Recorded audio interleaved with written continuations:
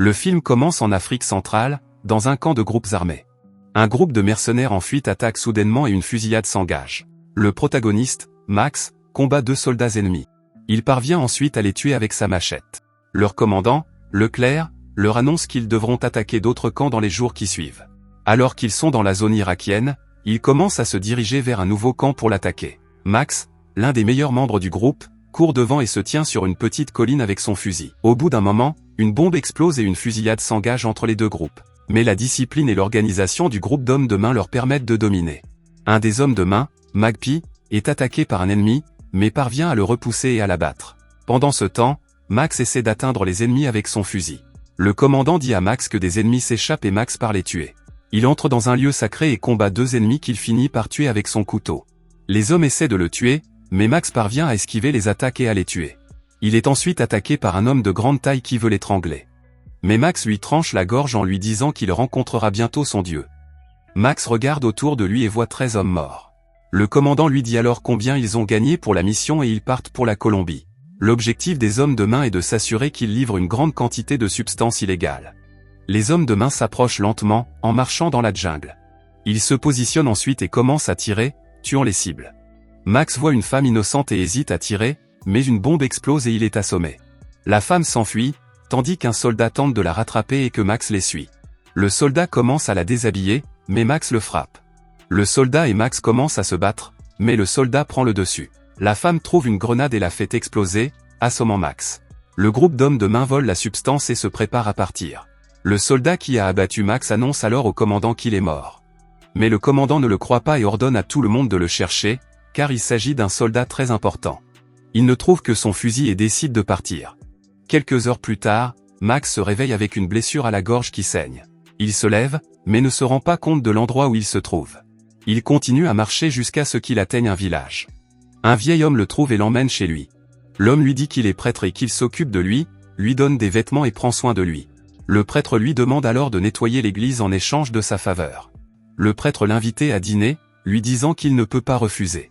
Ce soir-là, Max rencontre les assistants du prêtre et mange avec eux. Comme il ne peut pas parler à cause de sa blessure à la gorge, il écrit son nom sur un morceau de papier. Le prêtre suppose qu'il cache quelque chose et que leur rencontre n'est pas une coïncidence. Le lendemain, Max se promène dans la maison et trouve un fusil. Le prêtre lui dit que l'arme appartenait à un prêtre aujourd'hui décédé, qui avait l'habitude de chasser des animaux et de les apporter aux habitants du village. Le soir, ils dînent à nouveau ensemble et le père Thiago se joint à eux. Le lendemain, le père Thiago dit que, selon lui, Max est dangereux. Le prêtre l'écoute et dit que son apparence est effrayante. Le prêtre donne donc à Max l'uniforme d'un vrai prêtre, pour éviter qu'il n'effraie les villageois. Le lendemain, une femme court à l'église et demande de l'aide à Max, pensant qu'il est prêtre. Le père Thiago lui dit qu'il n'est pas un vrai prêtre et emmène la femme pour l'aider. Peu après, 2 hommes entrent dans l'église pour chercher la jeune fille. Max ne dit rien et les hommes commencent à se comporter de manière menaçante.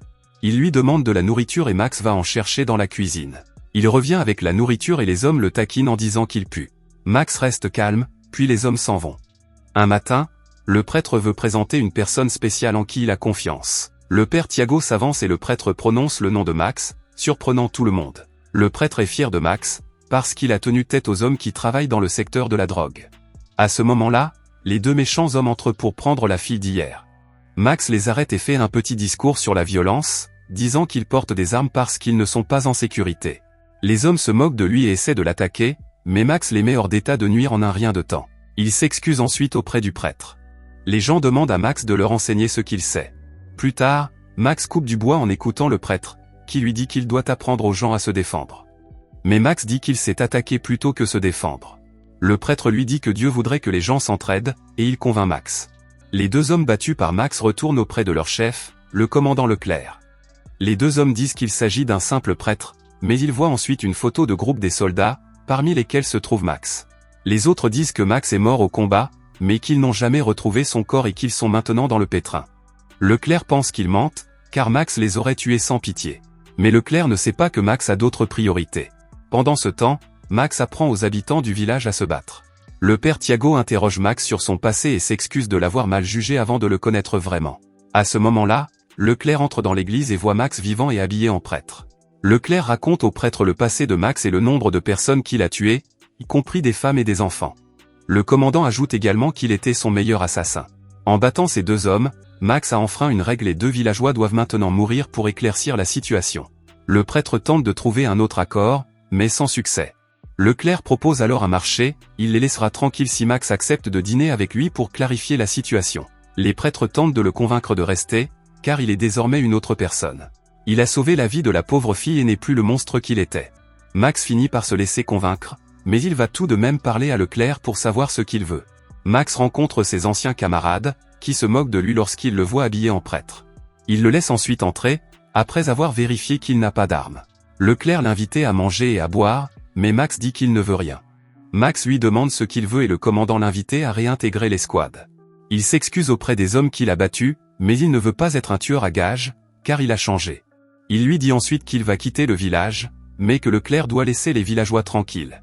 Le commandant lui promet alors qu'il ne tuera pas d'innocents. Mais lorsque Max s'en va, Leclerc dit aux autres qu'il s'occupera de lui. Max rentre chez lui et dit au prêtre qu'il doit partir pour les protéger. C'est alors que Leclerc arrive avec son équipe. Les hommes battent Max et le crucifient. Le commandant et le reste du groupe tirent alors dans l'église. Max parvient alors à se libérer et à sortir, tandis que le groupe d'hommes de main s'éloigne. Max se réveille le lendemain et le prêtre lui apprend que 2 personnes sont mortes et que l'église a été détruite. Le prêtre dit qu'ils vont la reconstruire, mais Max dit qu'il doit partir parce que les hommes de main vont les tuer. Le père Thiago lui avoue que les villageois sont obligés de travailler avec les hommes de main sous peine d'être tués.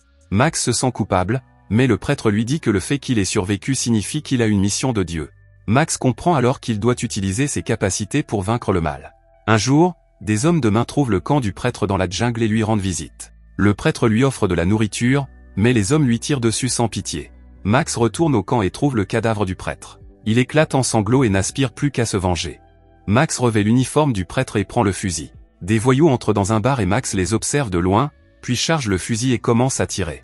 Il entre ensuite dans le bar et tue les hommes.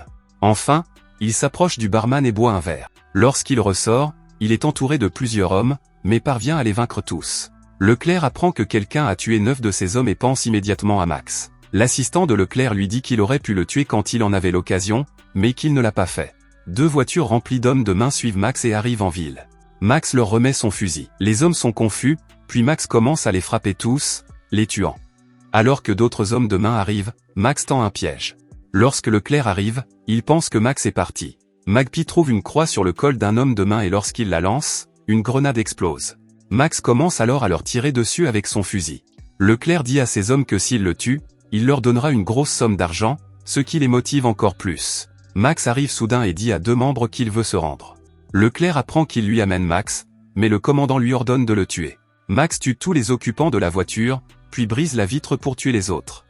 Il prend un lance-grenade et tire sur son ancien camarade, qui a failli le tuer dans le passé. Peu après, un autre homme arrive, dépose son arme et prend le couteau. Les 2 hommes se battent avec le couteau et Max parvient à le tuer en lui plantant un couteau dans le cœur. Après avoir tué tous les hommes, Max se rend chez Leclerc. Max tue facilement tous ses gardes. Leclerc prend alors une épée et combat Max, qui a un couteau. Leclerc prend d'abord le dessus sur Max et parvient même à le mettre à terre. Max, cependant, se relève et il continue à se battre. Finalement, Max tue Leclerc en lui plantant un couteau dans le cœur.